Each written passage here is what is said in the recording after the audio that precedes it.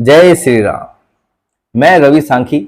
तीसरे चरण का मतदान कंप्लीट हो चुका है। सिंपल शब्दों में समझें तो आधा चुनाव कंप्लीट हो चुका है। 283 सीटों पर चुनाव हो चुका है। यहां से सरकार बनना तय, सरकार गिरना तय, बहुमत आना तय, ये सब यहां से शुरू हो चुका है। इससे आगे की गणित ये डिसाइड करेगी कि बीजेपी कितनी ज्यादा सीटें लेती है, इसके सिमिलर कांग्रेस या विपक्ष या इंडी गठबंधन कितनी ज्यादा सीटें लाता है, बीजेपी कितनी कम सीटें ला पाती है, कांग्रेस या इंडी गठबंधन कितनी कम सीटें ला पाता है। इसके आगे के जितने भी फेस हैं ये तय करेंगे।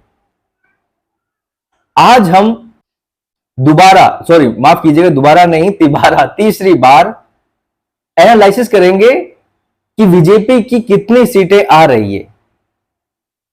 जितने भी चरण होंगे हम हर चरण में ये कोशिश करेंगे कि स्टेट वाइज एक एनालिसिस करें, एक प्रिडिक्शन करें कि कितनी सीटें बीजेपी की आएगी। और मैं ये बात लिख के कह दे रहा हूं आपको, लिख लीजिए ये बात।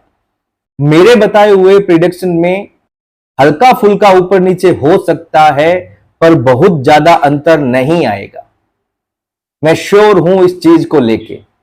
अब ज्यादा इस घमंड वाली बात को ना भुनाते हुए स्टार्ट करते हैं। हम ये आज का वीडियो बनाने वाले हैं स्टेट वाइज।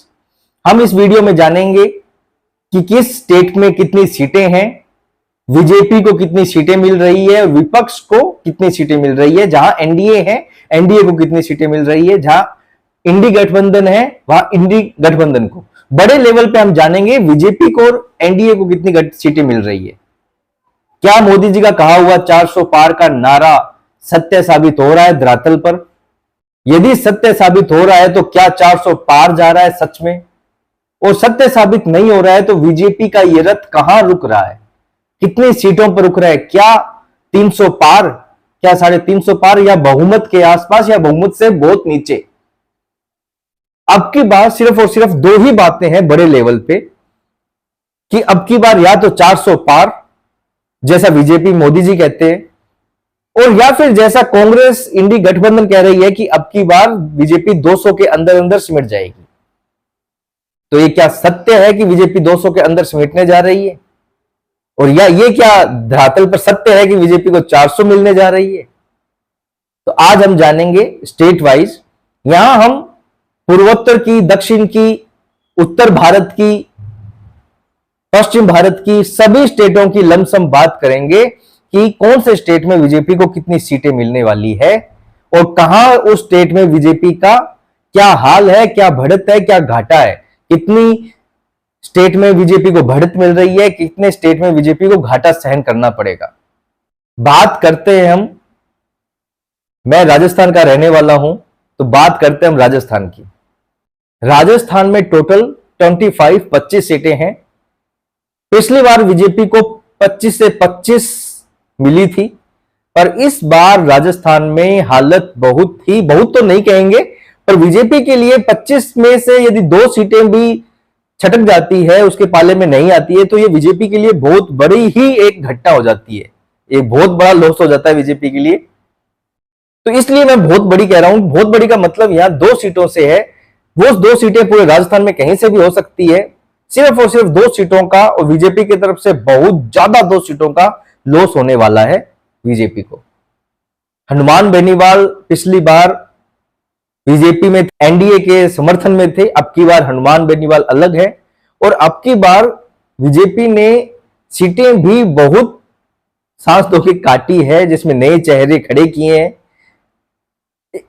स्टेट वाइज समीकरण में नहीं जाएंगे। स्टेट वाइज समीकरण हम एक फेज कंप्लीट होने के बाद में, मतलब चौथा फेज कंप्लीट होने के बाद में स्टेट वाइज स्टेज वीडियो बनाएंगे। अभी हम एक ऊपर का आवरण बता रहा हूं, ऊपर का आवरण चेक कर रहे हैं कि कितने सीटें अभी आ रही है। तो राजस्थान में 23 सीटों का हाल लग रहा है कि 23 सीटें बीजेपी के पास आ सकती है। 25 में से यहां 23 सीटें बीजेपी के पाले में है। अब हम बात करते हैं मोदी जी के गढ़ की। वैसे मोदी जी का गढ़ पूरा भारत है, पर हम उनके घर की बात करते हैं गुजरात की। गुजरात में 26 सीटें हैं, और जिसमें किसी को भी शंका नहीं होनी चाहिए यदि 26 की 26 सीटें गुजराती मोदी जी के झोली में दे देते हैं, क्योंकि यही 2014 में हुआ, यही 2019 में, और यही मैं लिख के कह रहा हूं, लिख के दे रहा हूं, लिख लीजिए 100% 26 की 26 सीटें बीजेपी के पास में आने वाली है। गुजरात मोदी जी के हमेशा साथ में रहता है, गुजरात मोदी से दगा नहीं करता। मैं दगा की बात इसलिए कह रहा हूं, सीटें कम होना कोई वैसे देखा जाए तो एक तरीके से बहुत बीजेपी के लिए बहुत गलत है, पर दूसरी पार्टी के लिए बहुत अच्छा है। पर इतना सब कुछ करने के बाद भी यदि कोई स्टेट कम सीटें देता है तो उस स्टेट की गलती है, उस वहां के लोगों की भी गलती है। पर आज इस बात पे नहीं जाएंगे, आज एक नॉर्मल एनालिसिस करेंगे कहां कितनी सीटें। तो राजस्थान में मैंने बता दिया कि 2 सीटों का लॉस होने वाला है, गुजरात में मैंने बता दिया कि 26 की 26 सीटें बीजेपी को मिलने वाली है एंड मोदी जी को मिलने वाली है, मोदी जी के झोले में आने वाली है। अब हम बात करते हैं मध्य प्रदेश की। मध्य प्रदेश में 29 सीटें हैं। 29 सीटों में से बीजेपी को 2019 की बात करते हैं तो हम 2019 में 29 सीटों में से बीजेपी को 28 सीटें 28 सीटें मिली थी। एक सीट छिंदवाड़ा की बीजेपी नहीं जीत पाई।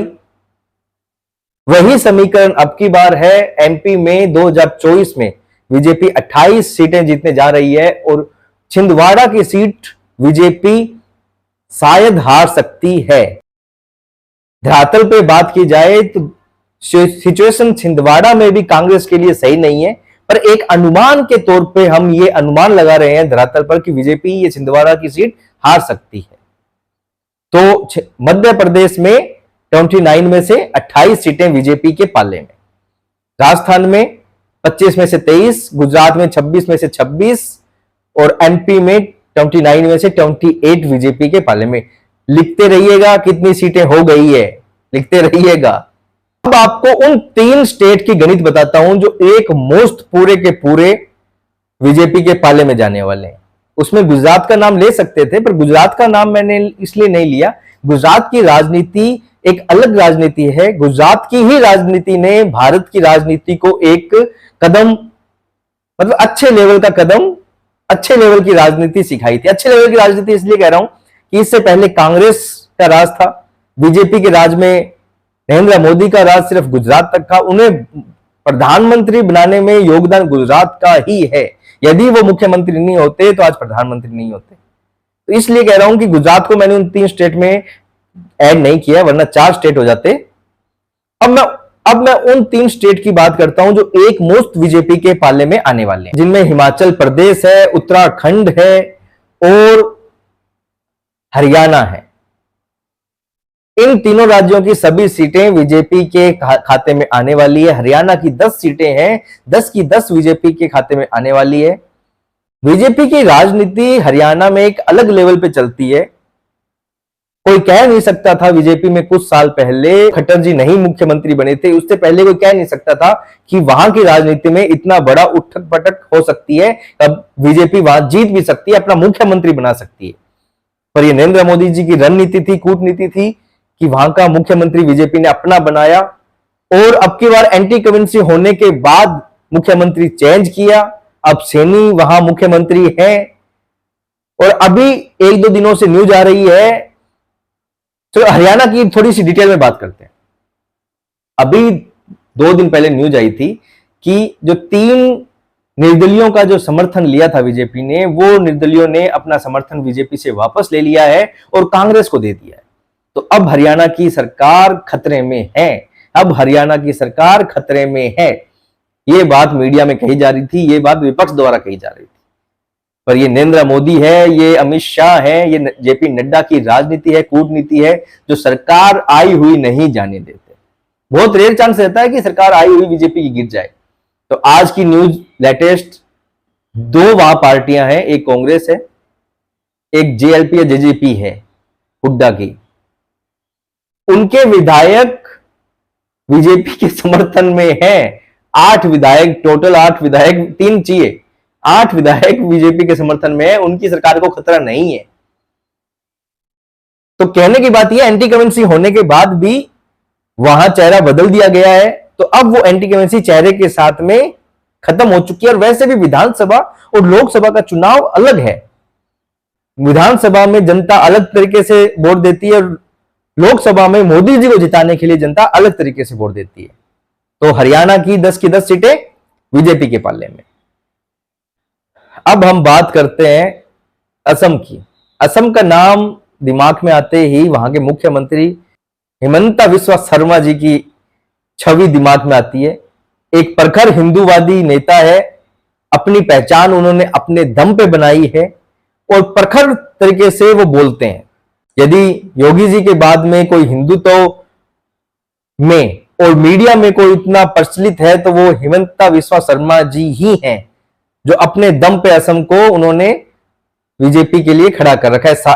लमसम सभी सीटें बीजेपी के पाले में। वहां 14 सीटें हैं, जो 2019 में 12 सीटें उन्होंने बीजेपी के पाले में दिलवाई थी। अब की बार धरातल की स्थिति 12 है, पर मुझे जहां तक लगता है हिमंता बिस्वा शर्मा जिस तरीके से आक्रामक हैं, तो मुझे यह लगता है कि 13 सीटें अब की बार आ जाएगी। यदि किसी ने ध्यान किया हो तो मैंने अपने पिछले वीडियो में असम में 14 में से 12 सीटें बीजेपी के लिए कही थी, पर मैं अब 14 में से 13 सीटें बीजेपी के लिए कह रहा हूं। असम में एक सीट और बीजेपी को मिलने जा रही है, टोटल 13 सीटें बीजेपी को मिलने जा रही है। अब हम बात करते हैं गोवा की। गोवा में 2 सीटें हैं। ये पैटर्न चलता है, एक सीट बीजेपी को, एक कांग्रेस को। इसमें पिछली बार भी यही हुआ था, 19 में भी, और अब की बार भी कोई बदलाव नहीं होने जा रहा है। एक सीट बीजेपी, एक सीट कांग्रेस को मिलने जा रही है। 2 स्टेट मणिपुर और अरुणाचल, ये 2 सीटें हैं जो 2019 में भी बीजेपी के पास थी और 2024 में भी वही समीकरण वापस रहने वाला है। 2 की 2 सीटें बीजेपी के पास रहेगी। अब हम बात करते हैं भारत के राजधानी की, केजरीवाल के गढ़ की और बीजेपी के सबसे बड़े दुख की, दिल्ली की। केजरीवाल का गढ़ मैंने इसलिए कहा है कि राजनीति आपने यहां से स्टार्ट की थी और वो यहां के कंटिन्यू लगातार मुख्यमंत्री भी हैं केजरीवाल। बीजेपी का दुख मैंने इसलिए कहा है कि आज बीजेपी पूरे भारत में छाई हुई है, बस दिल्ली में वो अपना मुख्यमंत्री नहीं बना पा रही है। तो ये दुख कोई छोटा नहीं है। जहां प्रधानमंत्री का घर है वहीं वो ही स्टेट बीजेपी नहीं ले पा रही है, तो ये बहुत बड़ा दुख है। लोकसभा चुनाव में 7, दिल्ली में 7 सीटें हैं। ये सातों के सातों सीटें बीजेपी के पाले में आती रही है। 2014 की बात करें तो 7 में से 7 सीटें बीजेपी जीती, 19 में भी 7 में 7 सीटें बीजेपी जीती। अब की बार भी 7 में से 7 सीटें बीजेपी जीतने जा रही है। पर हां, केजरीवाल को कल शुक्रवार को जमानत मिलने के आसार हैं। केजरीवाल को कल शुक्रवार को जमानत मिलने के आसार हैं। यदि केजरीवाल को सुप्रीम कोर्ट कल जमानत दे देती है, यहां संभावनाएं हैं 60-40 की। 60% सुप्रीम कोर्ट कल अंतरिम जमानत दे सकती है, 40% शायद जमानत ना मिले। क्योंकि जमानत शायद इसलिए ना मिले क्योंकि सुप्रीम कोर्ट का कहना था, अभी पिछले दिनों जो सुनवाई हुई थी उसमें सुप्रीम कोर्ट ने कहा कि हम केजरीवाल को प्रचार के लिए जमानत दे सकते हैं। ईडी के द्वारा जो वाक्य कहे गए हैं, आज जो बोला गया है, उसमें सबसे बड़ी लाइन ये है कि जेल का कैदी चाहे मुख्यमंत्री हो चाहे आम आदमी हो, सब बराबर है और कैसे कोई प्रचार करने के लिए उसे जमानत दी जा सकती है। ये सुनने में सब जरूर छोटे होंगे, पर यदि वकालत की बात की जाए तो ये सब छोटे नहीं हैं, सोचने पर मजबूर करते हैं। और जहां तक मुझे लगता है इस पे सोचा जाएगा, विचार किया जाएगा 100%। तो इसलिए मैंने 60-40 का रेशियो रखा है। 60 में ज्यादा संभावनाएं रखी है कि जमानत मिल सकती है, 40 में मैंने कम संभावनाएं रखी है कि जमानत ना मिले। तो यदि जमानत मिल जाती है तो केजरीवाल जरूर दिल्ली में, हरियाणा में, पंजाब में और कुछ हिस्से गुजरात में ये जरूर एक चीज बताने की कोशिश करेंगे कि तानाशाही सरकार, मतलब बीजेपी की तानाशाही सरकार ने मेरे पे क्या क्या जुल्म किए हैं, मैंने क्या क्या जुल्म सहे हैं, आपके बेटे ने क्या क्या जुल्म सहे हैं, जनता को ये बताने की कोशिश की जाएगी।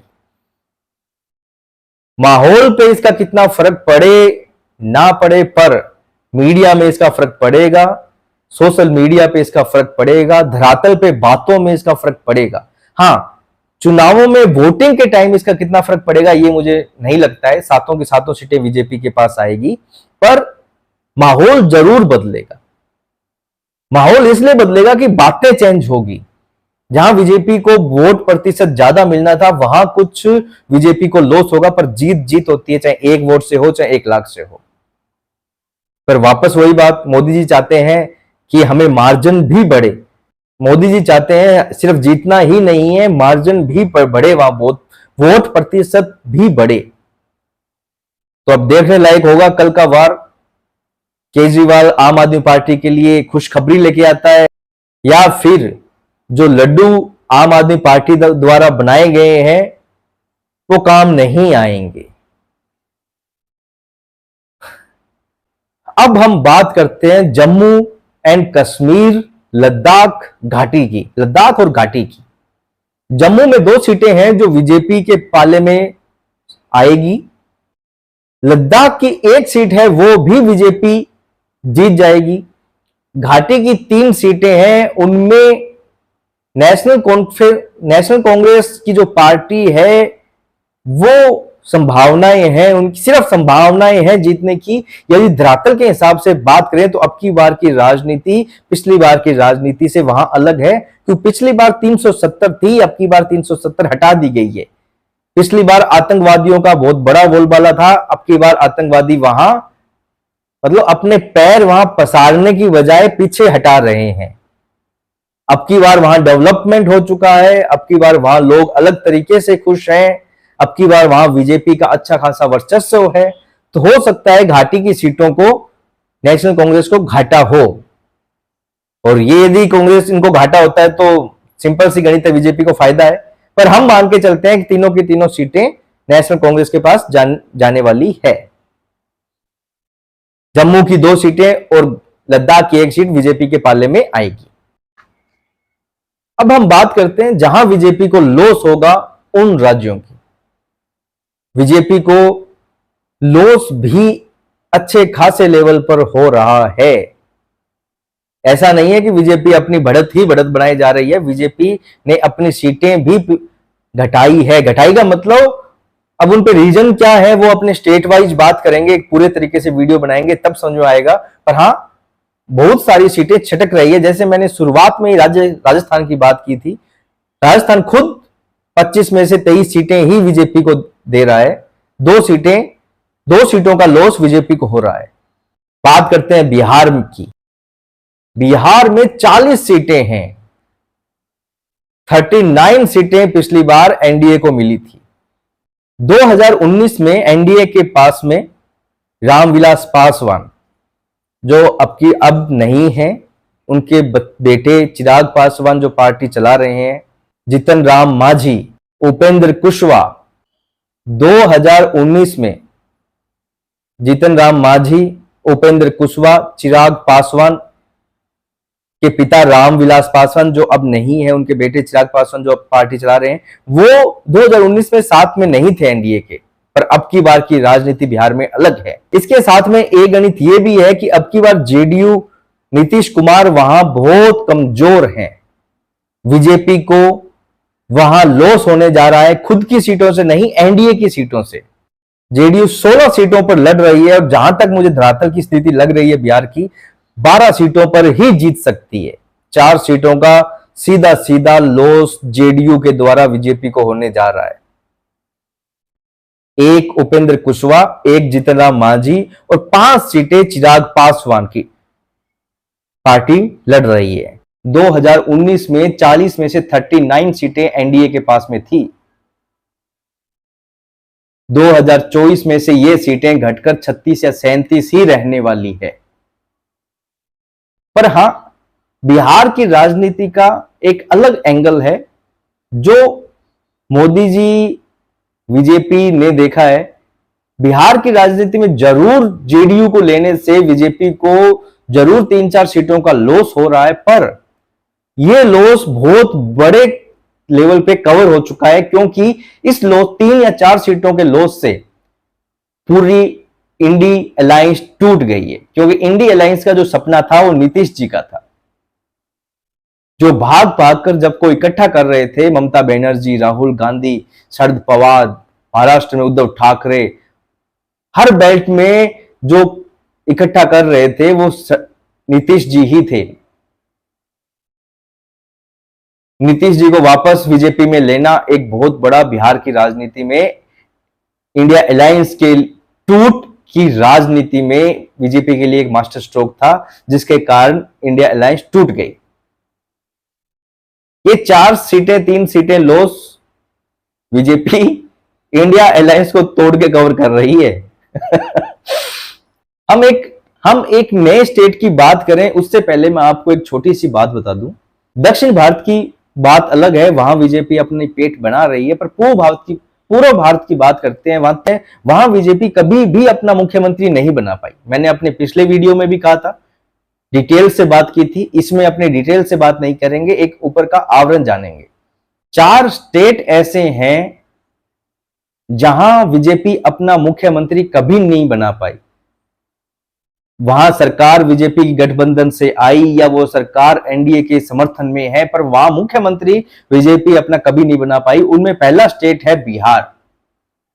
बिहार में मुख्यमंत्री जरूर गठबंधन से बने, पर मुख्यमंत्री बीजेपी नहीं बना पाई। पश्चिम बंगाल में कभी भी बीजेपी अपना मुख्यमंत्री नहीं बना पाई, क्योंकि धरातल पर वह बहुत कमजोर थी। पिछली बार बीजेपी जरूर उठ के आई, 3 सीटों से 73 सीटों की पार्टी बनी। अब की बार की राजनीति वहां बहुत अलग है, उसकी चर्चा हम आगे करेंगे। तीसरा स्टेट है वहां उड़ीसा। उड़ीसा में नवीन पटनायक है, जो एनडीए के समर्थन में है, हमेशा एनडीए को समर्थन देते हैं, पर वहां बीजेपी कभी भी अपना मुख्यमंत्री नहीं बना पाई। पर अब की बार की राजनीति वहां अलग है, हम आगे बात करेंगे। चौथा स्टेट है पंजाब।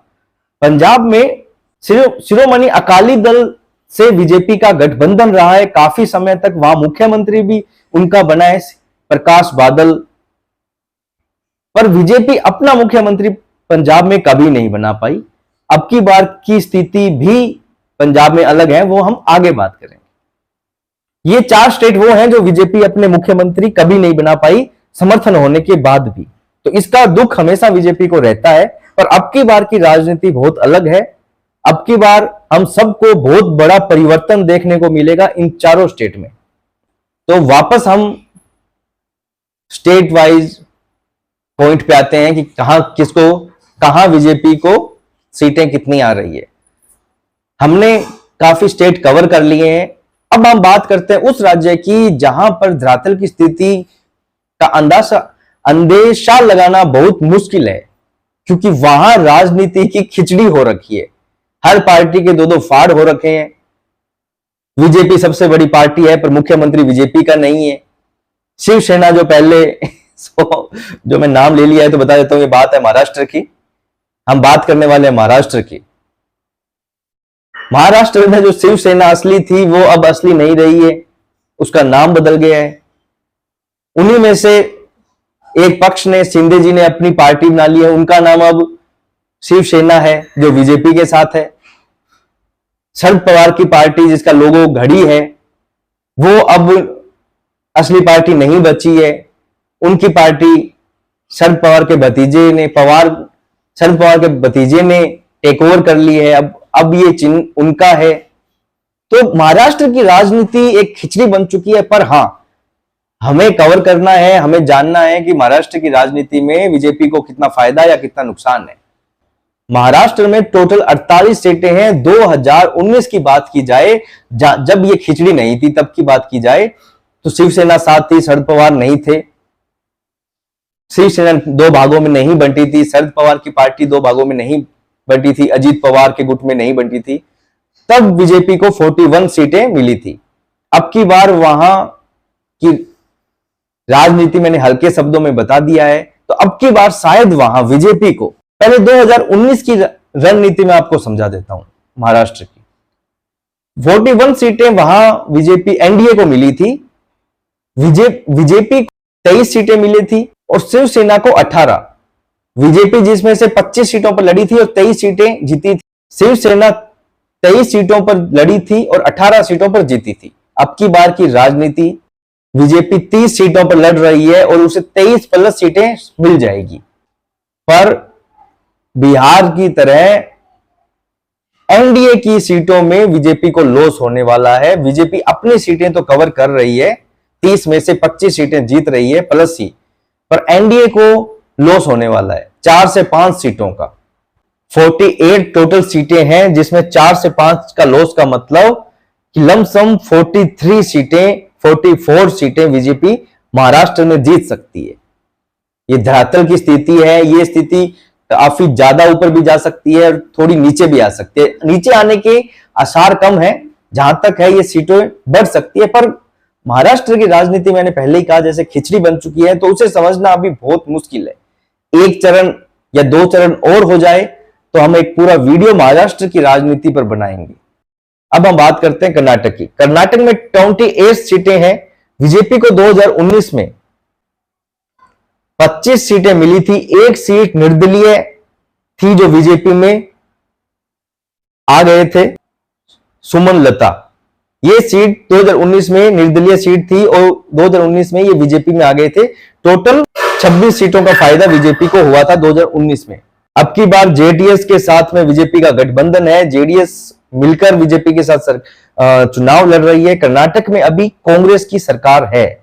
2024 में बीजेपी को 28 में से 24 सीटें मिलने वाली है। 4 सीटों का कर्नाटक में लॉस होने वाला है बीजेपी को। पिछली बार की से तुलना की जाए तो 2 सीटों का लॉस होने वाला है। टोटल सीटों से तुलना की जाए तो 4 सीटों का लॉस होने वाला है। अब हम उन राज्यों की बात करते हैं जहां बीजेपी बढ़त में है, जहां बीजेपी को सीटें अधिक मिलेगी। सबसे पहले हम बात करते हैं भारत के सबसे बड़े राज्य का, बुलडोजर बाबा के गढ़ का, योगी जी के गढ़ का, उत्तर प्रदेश का। उत्तर प्रदेश में टोटल 80 सीटें हैं। 2019 में बीजेपी को 62 प्लस 2 64 सीटें मिली थी और कहते हैं कि यदि दिल्ली जाना है तो उत्तर प्रदेश से होके हुए जाना पड़ता है राजनीति में। जिसने उत्तर प्रदेश जीत लिया उसने दिल्ली जीत लिया, ये कहावत कही जाती थी। पर बीजेपी ने उत्तर प्रदेश ऐसा जीता है कि वहां बाकी बची हुई सरकारें अब बची हुई सी ही बची है, क्योंकि उनका अस्तित्व धीरे धीरे क्षेत्रीय पार्टियों से भी ज्यादा मतलब लॉस में है, वो बहुत बड़े हानि में है। समाजवादी पार्टी की बात करते हैं तो समाजवादी पार्टी पिछली बार जितनी स्ट्रांग थी उससे बहुत बड़े लेवल पे अब की बार कमजोर है। समाजवादी पार्टी 2019 में जितनी ताकतवर थी, 2024 में उसकी 50% ही ताकत समाजवादी पार्टी में बची है। इसका अंदाजा हम इस बात से लगा सकते हैं कि सीटों के बंटवारे में समाजवादी पार्टी को सीट वितरित करने में बहुत ही जोर आया, क्योंकि उन्होंने काफी जगह अपने उम्मीदवार 2-2, 3-3 बार चेंज किए। बात करते हैं हम मायावती की बहुजन समाज पार्टी की। बहुजन समाज पार्टी मायावती का एक फिक्स वोट था दलित और मुसलमान मायावती से छिटकता गया और ये सपा में इनका बहुमत बढ़ता गया। पर अब की बार की राजनीति ऐसी है कि मायावती वहां सिर्फ और सिर्फ नाम मात्र बची है। सपा के पास में वहां ताकत बची नहीं है, तो सिर्फ और सिर्फ बचे हैं वहां योगी बाबा। आश्चर्य नहीं होना चाहिए यदि यूपी में अब की बार रिकॉर्ड तोड़ सीटें बीजेपी के पास में आए। जैसे मैंने बताया 2019 में बीजेपी के पास 62 प्लस 2 सीटें 64 सीटें थी और टोटल 80 सीटें हैं। अब की बार अचंभा नहीं होना चाहिए यदि बीजेपी के पास 77 सीटें यदि बीजेपी के पास आ जाए। 3 सीटें मैं वो कह रहा हूं जो इनके परिवार की हैं, जो इनके खास लोगों की है। उम्मीद तो उनकी भी नहीं है जीतने की, पर ठीक है, राजनीति में हम इतना फायदा नहीं उठाएंगे बोलने का कि ये कह दें कि 80 में से 80 सीटें आ रही है। तो कुछ सीटें में हम ठीक है थोड़ा सोच लेते हैं कि कांग्रेस जीत सकती है। जैसे रायबरेली की सीट मुश्किल है जीतना, बहुत ज्यादा मुश्किल है जीतना, पर ठीक है मान लेते हैं। जहां अखिलेश खड़े हैं वहां मान लेते हैं कि ठीक है जीत सकती है। जहां उनकी वाइफ डिंपल जी खड़े हैं वो मान सकते हैं कि ठीक है जीत सकती है। तो ये 3 सीटें मैं उन्हें जितवा रहा हूं और 77 सीटें मैं बीजेपी के पाले में, मेरे प्रिडिक्शन में मैं दे रहा हूं। अब अचंबा नहीं होना चाहिए यदि ये 70 से 78 हो जाए तो। 2024 में अब की बार निषाद पार्टी बीजेपी के साथ है, ओम राजभर बीजेपी के साथ हैं, अनुप्रिया बीजेपी के साथ। अब हम बात करते हैं ममता बनर्जी के गढ़ पश्चिम बंगाल की। पश्चिम बंगाल की राजनीति पूरे भारत में एक ऐसी है जहां लेफ्ट का जो राज हुआ करता था, जहां घटनाएं हुआ करती थी, यहां बम फट गया, यहां चुनावों का पेपर बैलेट उठा ले गए, यहां पर यह घटना हो गई, बड़े लेवल पे सुना करते थे, उसका आज भी असर पश्चिम बंगाल में ममता बनर्जी की सरकार में भी दिखता है। चाहे आज ममता बनर्जी की सरकार हो, वामपंथियों की सरकार नहीं बची है, पर फिर भी इसका असर पश्चिम बंगाल में दिखता है। पर अब की बार की राजनीति बहुत अलग है। अब की बार वहां लोग एंटी कम्युनिटी है, वहां लोग तंग आ चुके हैं, वहां भ्रष्टाचार से तंग आ चुके हैं, वहां एक बहुत बड़ा सरप्राइज जनता को मिलने वाला है और पूरे देश को मिलने वाला है। और जहां तक है बहुत बड़े लेवल पे बीजेपी वहां अपना दबदबा करने जा रही है। पश्चिम बंगाल में टोटल 42 सीटें हैं। 2019 में बीजेपी के पास में 18 सीटें आई थी। तो अब की बार पश्चिम बंगाल में 42 में से 32 सीटें आ सकती है और आश्चर्य नहीं होना चाहिए ये आंकड़ा यदि बढ़ जाता है तो। बात करते हैं छत्तीसगढ़ की। छत्तीसगढ़ में 11 सीटें हैं। 2019 में 11 में से 9 सीटें बीजेपी को मिली थी, और पर अब की बार की राजनीति वहां थोड़ी सी चेंज है। अब की बार 11 में से 11 सीटें बीजेपी के पास में आज आने जा रही है। क्यों? क्योंकि पिछली बार बहुत बड़ा आदिवासी समाज बीजेपी से खफा था, उनकी कुछ शर्तें नहीं मानी गई थी, जिसका लॉस बीजेपी को वहन करना पड़ा था। पर अब की बार वो बातें, शर्तें मान ली गई है, जिसका फायदा बीजेपी को 11 से 11 सीटों में होने वाला है। अब हम बात करते हैं उड़ीसा की, नवीन पटनायक की। उड़ीसा राज्य एक ऐसा है जहां लोकसभा और विधानसभा का चुनाव एक साथ होता है। उड़ीसा में लोकसभा में, विधानसभा में तो मुख्यमंत्री बीजेडी बीजू जनता दल का बनता है। नवीन पटनायक वहां जीतते हैं, 5 बार के मुख्यमंत्री हैं। और समर्थन जब देने की बात आती है तो बीजेडी बीजेपी एनडीए को समर्थन अपना देती है। पर अब की बार की राजनीति वहां अलग है। पिछले दिनों सुनने में आया था कि बीजेडी बीजेपी के साथ गठबंधन करना चाहती है, पर धरातल की स्थिति के अनुसार, धरातल पे एनालिसिस के अनुसार बीजेपी ने गठबंधन करने से साफ मना कर दिया, क्योंकि उससे गठबंधन का लॉस है। क्योंकि अब की बार उड़ीसा में एंटी करेंसी है, नवीन पटनायक की स्थिति मतलब स्वास्थ्य सही नहीं रहता है, उन्होंने अपना उत्तराधिकारी अभी तक घोषित नहीं किया है। एक पर्सन है जो तमिलनाडु के हैं, लोगों द्वारा काफी उनकी बात की जाती है, पर अभी तक नवीन पटनायक द्वारा स्पष्ट शब्दों में कुछ नहीं कहा गया है, तो ये चर्चा हम नहीं करेंगे। बात है नवीन पटनायक के मुख्यमंत्री छठी बार के बनने की और ना बनने की। अब की बार बीजेपी लोकसभा की सीटें तो वहां अधिक से अधिक जीतने ही वाली है, उसके साथ में विधानसभा का चुनाव भी जहां तक है बीजेपी जीतने वाली है। टोटल 21 सीटें हैं वहां। 2019 में 8 सीटें आई थी, अब की बार 14 सीटें बीजेपी जीतने जा रही है। मैंने अपने पिछले वीडियो में एक बात बताई थी कि मोदी जी ने भविष्यवाणी की है। आखिर वो भविष्यवाणी धरातल पर कितनी सत्य है? मोदी जी की भविष्यवाणी ये थी कि उड़ीसा में अब की बार बीजेपी का मुख्यमंत्री बनने जा रहा है, और 10 तारीख उन्होंने अनाउंस कर दी, मुख्यमंत्री के शपथ ग्रहण की और जनता को आमंत्रित भी कर दिया। ये मैंने पिछले वीडियो में बताया था, सारी चीजें कवर की थी। पिछले चुनावों में, पिछले विधानसभा के चुनावों में बीजेपी का उड़ीसा में अस्तित्व भी नहीं था, और अब की बार ये कहना, पिछली बार 5 साल पहले अस्तित्व ना होना और ये कहना 5 साल बाद में कि हम सरकार बनाने जा रहे हैं, तो ये किसी आश्चर्य से कम नहीं है, ये किसी चमत्कार से कम नहीं है। पर हां, मैंने वो पूरी डिटेल उस वीडियो में दी है कि ऐसा क्यों हो सकता है, उसके कारण बताए हैं। जाइए और वहां एक बार वो वीडियो देखिए। उड़ीसा की पूरी राजनीति वहां आपको समझ में आएगी कि उड़ीसा की राजनीति कैसे चलती है। तो तो हमने उड़ीसा की बात कर ली है, 14 सीटें अब की बार मिल सकती है, विधानसभा में वो मुख्यमंत्री अपना बना सकती है। अब हम बात करते हैं आंध्र प्रदेश की। आंध्र प्रदेश में जहां पहले बीजेपी का धरातल पे नामो निशान नहीं था, वहां बीजेपी अब की बार बहुत स्ट्रॉन्ग, बड़े लेवल पे धरातल पे मजबूत स्थिति में है। आंध्र प्रदेश में टीडीपी और जनसेना पावर स्टार पवन कल्याण जी की पार्टी है, उनका समर्थन मोदी जी को है।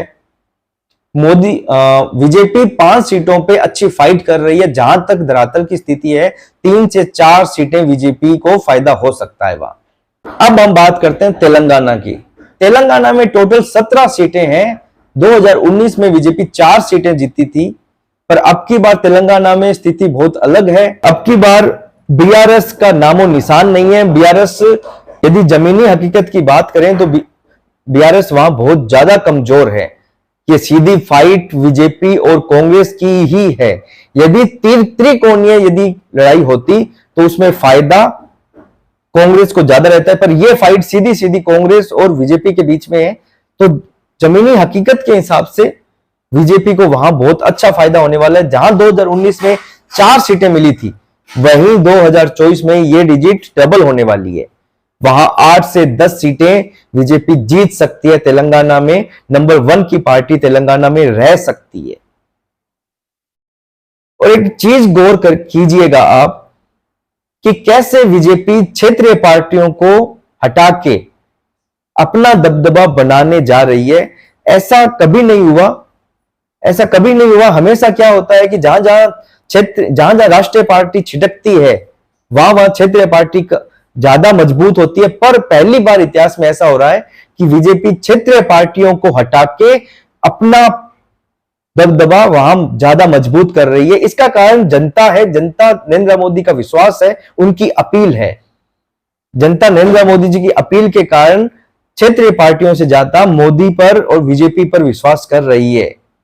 अब हम बात करेंगे दक्षिण के 2 राज्यों की, तमिलनाडु और केरल की। तमिलनाडु में आश्चर्य नहीं होना चाहिए यदि बीजेपी वहां उभर कर बहुत बड़े लेवल पे आती है और वहां पर बीजेपी अपना जनाधार बहुत ही अच्छे तरीके से यदि बना लेती है तो, क्योंकि अब की बार नरेंद्र मोदी जी ने वहां मेहनत बहुत ज्यादा की है। अन्नामलाई जी ने वहां मेहनत बहुत ज्यादा की है। इन दोनों की जुगलबंदी कह लो या मेहनत कह लो, जनता को इतनी ज्यादा लुभाई है, अच्छी लगी है। उनकी मेहनत का आशीर्वाद जनता जरूर मोदी जी को और अन्नामलाई को देने जा रही है। तमिलनाडु में अब की बार बीजेपी के पास में वो मौका है जो 1989 में कांग्रेस के पास में था। जैसे कांग्रेस वहां उभर कर आई थी, वैसे ही बीजेपी के पास में वो मौका है। बीजेपी वहां अब उभर कर आ सकती है बड़े लेवल पर। बीजेपी कम से कम 8 से 10 सीटों का फायदा तमिलनाडु में करने जा रही है। एनडीए 5 से 6 सीटों की एड ऑन वहां करने जा रही है। अब हम एक ऐसे राज्य की बात करते हैं जहां आजादी के बाद आज तक बीजेपी को वहां धरातल में बीजेपी को वहां एक भी सीट नहीं मिली है। जहां धरातल पे बीजेपी बहुत कमजोर हुआ करती थी, पर अब की बार वहां कम से कम 2 से 3 सीटें बीजेपी वहां लेने जा रही है। यह है केरल। केरल की राजनीति में बीजेपी अपना पहली बार इतना प्रभावी तरीके से चुनाव लड़ रही है, धरातल पर इतनी मजबूत दिख रही है कि 2 से 3 सीटें बीजेपी वहां अच्छे तरीके से फाइट में है और वहां निकाल भी सकती है ये सीटें। अब हम बात करते हैं पंजाब की। पंजाब में अब की बार 4 कोणीय चतुष्कोणीय मुकाबला होने जा रहा है। वहां आम आदमी पार्टी, अकाली दल, कांग्रेस और बीजेपी 4 पार्टियां वहां लड़ने जा रही है। पंजाब में आम आदमी पार्टी और कांग्रेस का गठबंधन नहीं है।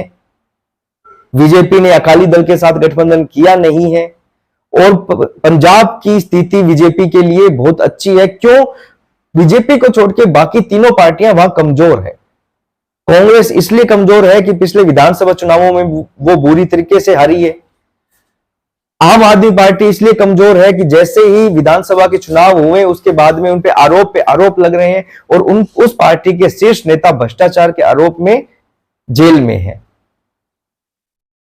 शिरोमणि अकाली दल वहां धरातल पर मजबूत नहीं है, वहां पर उनकी साख इतनी कमजोर हो चुकी है कि जनता अब उन पर विश्वास नहीं करती है, उनकी क्रेडिबिलिटी वहां खत्म हो चुकी है। तो बचती है सिर्फ और सिर्फ बीजेपी।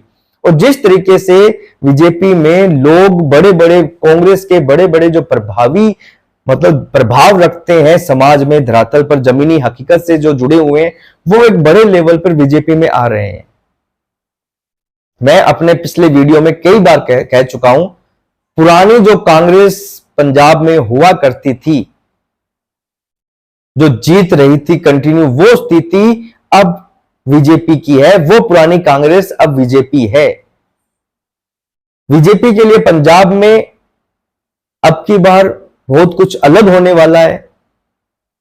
बीजेपी वहां अच्छा प्रदर्शन करने वाली है। 2014 में टोटल 13 सीटें पंजाब में हैं, उनमें से 4 सीटें 2014 में जीती थी बीजेपी। 2019 में 1 सीट जीती थी, 1 सीट जो मुख्यमंत्री वहां संगरूर से हार गए थे और बाद में दूसरी सीट से लड़े थे, और वो भी बीजेपी में एमपी शामिल हो गए थे। अब की बार की स्थिति वहां अलग है, तो अब की बार बीजेपी वहां 5 से 6 सीटें जीत सकती है।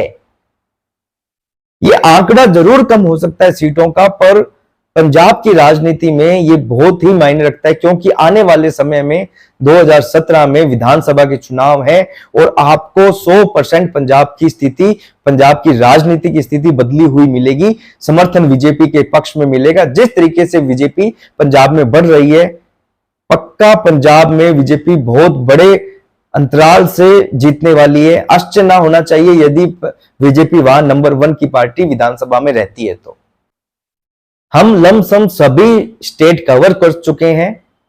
हमने स्टेट वाइज जाना है कि बीजेपी को कितनी बढ़त मिल रही है, कितना नुकसान हो रहा है, कहां बीजेपी नुकसान में है, कहां बीजेपी फायदे में है। यदि हम इन सीटों का टोटल करें, बीजेपी अकेले अपने दम पर 345 से 350 सीटें जीत रही है, अकेले अपने दम पर। बात करें हम एनडीए की, तो एनडीए 380 प्लस जा रही है। अब की बार 400 पार, ये नारा अभी भी दूर है। 400 प्लस सीटें अभी भी दूर है। मोदी जी ने 370 बीजेपी के लिए और 400 सीटें एनडीए के लिए कही थी। बीजेपी अकेले 345 से 350 पर 370 में अभी भी कम है। एनडीए 400 पर मेरे हिसाब से एनडीए 380 प्लस, तो 400 में अभी भी कम है।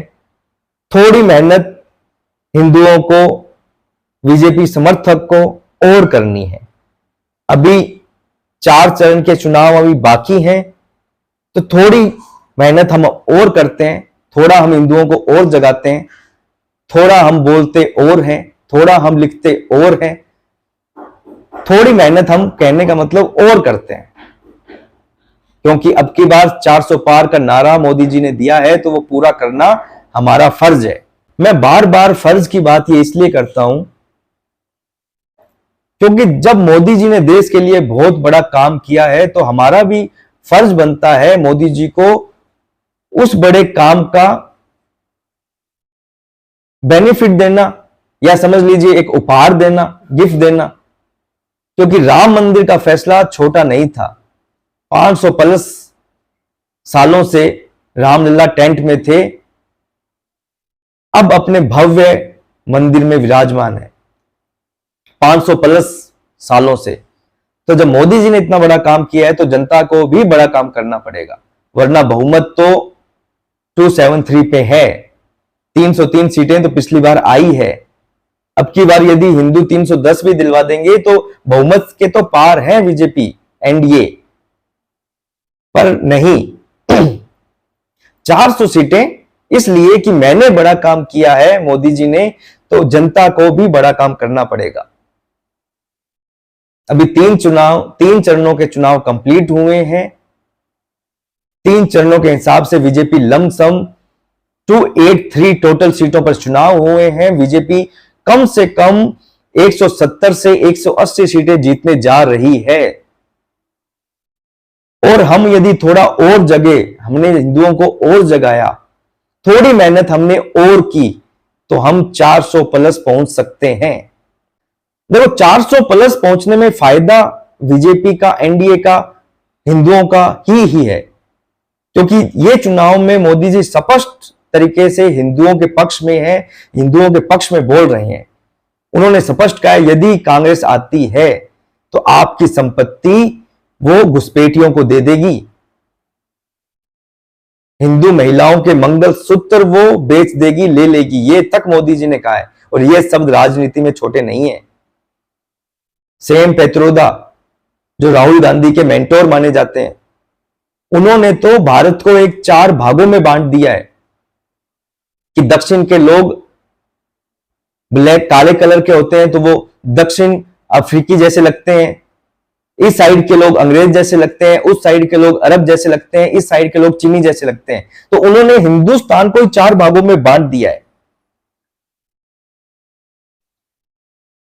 तो हमें इनकी बातों का जवाब हमें मोदी जी को 400 सीटें दिलवाकर ही देना है, क्योंकि 400 सीटें मोदी जी के पास में होगी तो वो संविधान में संशोधन कर सकेंगे, जो गलतियां कांग्रेस ने की है वो सुधार सकेंगे, बड़े लेवल पर बीजेपी को अब काम करने हैं वो कर सकेगी।